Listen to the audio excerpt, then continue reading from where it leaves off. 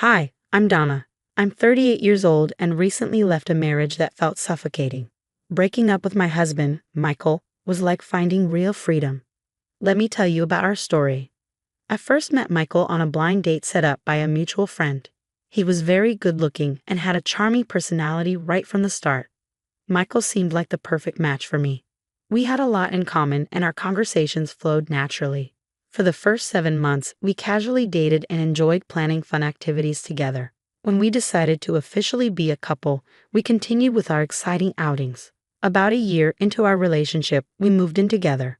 It was then that I realized Michael had some financial struggles. Even though I tried to help him improve his job situation, he didn't take my advice seriously. Despite this, he made enough money to get by, and I was okay with supporting us financially. After 3 years of being together, we got married. A year later, we decided to buy a house. Because my credit score was better, we put the mortgage in my name, which turned out to be a wise decision. However, after 4 years of marriage, I started noticing changes in Michael's behavior. He became more demanding and stopped helping with household chores, claiming he was too busy with work. Even though I understood and tried to manage everything on my own, the burden became too much.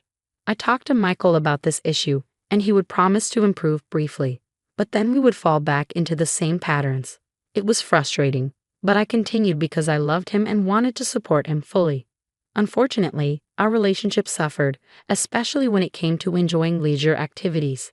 I simply didn't have the time or energy. It was during this tough time that I discovered Michael was being unfaithful, which made me reassess our relationship and decide to end the marriage. I stumbled upon his affair unexpectedly. His phone was left unlocked while he showered, and when I went to charge it, I noticed a message from a woman named Isabella asking when he would leave his pathetic wife to meet her at a nearby motel. I was shocked and heartbroken. I couldn't believe Michael was capable of cheating. Our marriage seemed solid, we rarely argued, and he always seemed warm towards me. The pain was overwhelming. I felt like my world was falling apart. At that moment, I knew I had to confront the situation. I left his phone as it was, with a message open, so he would know I had seen it. When Michael came out of the shower and saw his phone, he realized I knew about the affair. He tried to avoid talking about it, but I was determined.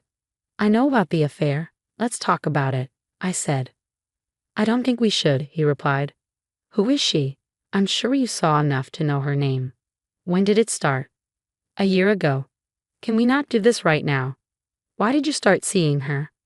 "Please, let's not do this." "Don't call me babe, tell me." "I don't know. I guess I just missed the thrill of someone new, someone who was on the same wavelength as me. So I'm not on the same wavelength as you." "Well, I wouldn't say that exactly. It's just, you've become a bit dull. I mean, you never want to go out, you're always tired, and even our social life, our intimate life, has faded. Do you realize I'm always tired because I handle all the chores and work full-time? You've never once offered to help out. That's just your role as my wife. I told you to stay at home, but you refused. That still doesn't excuse you from contributing to the house." This confrontation marked a turning point, revealing our vastly different views on marriage and responsibilities. His words shattered the trust and respect I thought we had. "I'm the head of the house. I can do whatever I want. And if that means having an affair for some fun, then so be it." Michael's words were cutting, and he asserted his distorted view of freedom within our marriage. I had hoped we could discuss this and mend our relationship, but his stance made it clear that wouldn't happen. "I don't think anything will change. You're just too dull. I'm happy to stay married, but I'll continue seeing Isabella. I need some space from you," he declared, devoid of regret, and then retreated to another room. His words weighed heavily on me. He was unapologetic and dismissive, reducing me to merely a role within our home. Despite never holding such outdated views on gender roles before, Michael had been influenced by podcasts preaching that women were too outspoken and needed to be put in their place. It was devastating to witness his transformation into someone who not only embraced these ideas but refused to see their harm. Shortly after, I heard the main door close.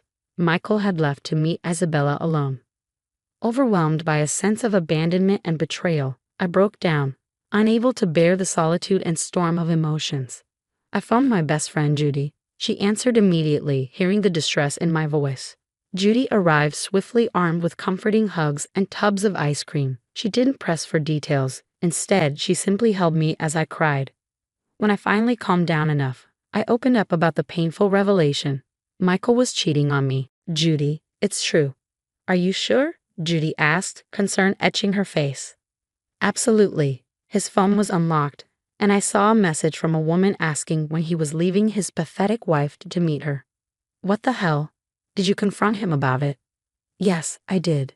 Judy stayed with me through the night, providing silent, steadfast support as I faced the reality of my crumbling marriage. As we sat together, the weight of my situation sank in, but I knew I wasn't alone. I finally confronted him and learned the painful truth. He had been cheating on me for a year, citing that I had become too boring. According to him, I was always too tired and never up for anything fun. Although I managed practically everything at home, he dismissed my efforts, claiming that was my role as his wife. Really? Well then, his role as a husband should have been more honorable. But instead, here he is, cheating on his wife, I remarked to Judy, still reeling from the shock. Judy shook her head in disbelief. That's just a pathetic excuse. Did he even apologize? Not for a moment, I replied. He just blamed me and chose to spend the night with her. Honestly, Judy, if I had to face him now, I don't know what I'd do. So, what do you think about doing next? I don't know. Michael mentioned he doesn't mind staying married, but there's no way I can continue like this. Listen, why don't you stay with me until you figure things out? I'll help you through everything, Judy offered. That would be amazing. Thank you so much, Judy. I really appreciate your support. We spent the rest of the evening trying to unwind, watching our favorite movies. It was a needed distraction, but the reality of my situation lingered in the back of my mind. The next morning, Judy helped me pack some things to take to her place. While settling in at Judy's, curiosity got the better of me, and I decided to look up Isabella. I still had access to Michael's social media on my phone, a privilege I never abused before because I trusted him completely. I discovered that he had muted notifications for messages from Isabella, which explained why the affair had stayed hidden until now. Turns out, Isabella was a coworker of his, someone who reported directly to him. She was 30, a whole 8 years younger than me and 11 years younger than Michael. That realization alone was enough to turn my stomach. This discovery only cemented my decision. I needed to divorce Michael. I couldn't stand the betrayal, nor could I live with someone who saw me as merely an obligation. With Judy's unwavering support, I began to take steps toward reclaiming my life and dignity. Before I could file for divorce, I needed to sort a few things out. Judy and I spent some time strategizing not only about the logistics of the separation, but also about how to move forward with strength and grace. My first step was to safeguard my finances by transferring all the money I had contributed to our joint account into my personal account, which Michael couldn't access. In the following days, as I set the wheels in motion to file for divorce, I heard nothing from Michael. It stung realizing he hadn't even bothered to check in on me. This indifference seemed to underscore how little he valued our relationship. When I eventually returned home to collect more of my belongings, I found Michael lounging on the couch. His reaction upon seeing me was predictable yet irritating. Where have you been? Why haven't you told me about your whereabouts? He demanded, his voice filled with faint concern that didn't mask his real detachment. Why do I need to explain myself to you? You haven't called once. Don't pretend to care now, I retorted, my patience wearing thin. I'm sorry, but discovering your infidelity because you found me too boring doesn't exactly inspire politeness, I added sarcastically. Michael seemed taken aback but quickly shifted the conversation to finances. I noticed you withdrew a large sum from our joint account, he said, trying to sound casual yet clearly concerned. Yes, I took back my money. Why should I let you squander what I've worked hard to earn? I challenged him. What do you think you're doing? You need to put that money back, he demanded, his tone turning threatening. Or what, Michael? You'll kick me out, move in with Isabella, and have your sister move in here. I couldn't help but laugh at the absurdity. Put the money back in 3 hours or I'll make sure everything changes by tomorrow, he threatened. I responded with silence, walking past him to our room. I quickly packed the rest of my clothes and essentials, leaving him to stew in his frustration. Back at Judy's place, I relayed the entire encounter. Judy was furious on my behalf and insisted we consult a lawyer immediately. Luckily, she knew someone who could help.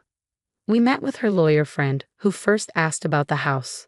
I explained that both the mortgage and the house title were in my name alone, a result of my well-paying job in a niche field. This detail was crucial as it meant I had significant leverage in the upcoming legal proceedings. With Judy's support and the lawyer's guidance, I felt a bit more prepared to face the challenges ahead. Earning significantly more than Michael, it made sense for me to handle the mortgage and buy our house, establishing it entirely in my name. This financial arrangement was straightforward and seemed most practical given our respective incomes. Everything the house needed was purchased by me. When I consulted with my lawyer about the impending divorce, we discussed the next steps and how to protect my interests moving forward. He reassured me that the house would legally remain under my name, which lifted a weight off my shoulders. He also explained that if Michael's sister, Karen, moved in without my consent, I could easily issue an eviction notice. Despite the tension, Michael informed me the next morning that Karen had moved in because I hadn't reversed the money transfer. I kept the conversation brief, which only infuriated him more, and he ended the call abruptly. Following my lawyer's advice, I started recording all conversations with Michael to have a reliable record for potential use in court. My strategy going forward was clear, though it had two possible outcomes. I would serve Karen the eviction notice, and if she complied, that would be the end of it. If not, I was prepared to take legal action. Given our strained history, I suspected it wouldn't be straightforward. Karen had always shown a peculiar animosity towards me, often mirroring or trying to outshine me in petty ways. She even attempted to disrupt our wedding and consistently competed with me in trivial matters. Over the years, our relationship had deteriorated to the point where I had to limit contact with her. Michael, overly protective and indulgent towards his sister, often placed me in uncomfortable positions. Karen's resentment grew when she realized she couldn't surpass me in certain areas of life, leading her to petty thefts from our home. Whenever she visited, I would notice missing items, designer clothes, shoes, and skincare products. Michael would implore me to overlook these incidents, rationalizing that Karen's frugal lifestyle justified her taking some luxuries from us. I strongly disagreed with this and eventually forbade her from visiting our home altogether.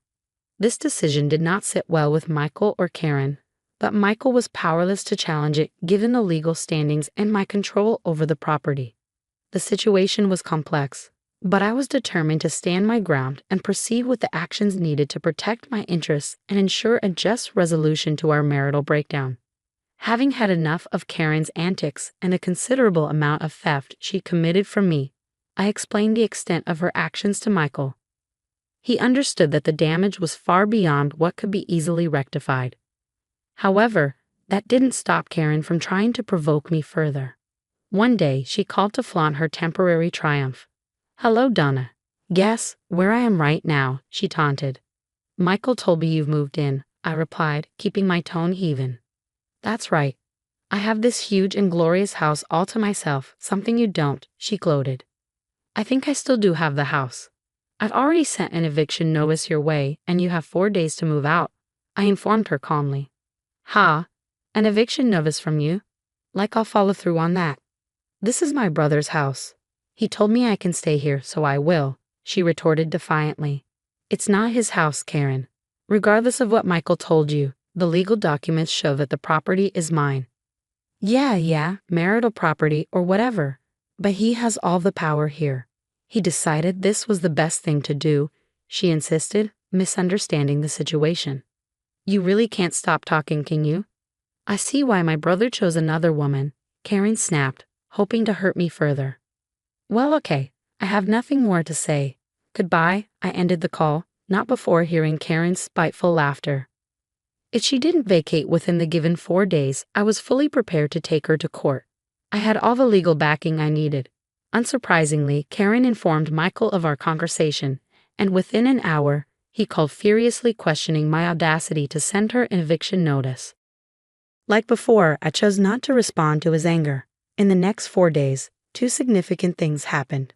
First, I had the divorce papers delivered to Michael, and shockingly, he decided to contest them.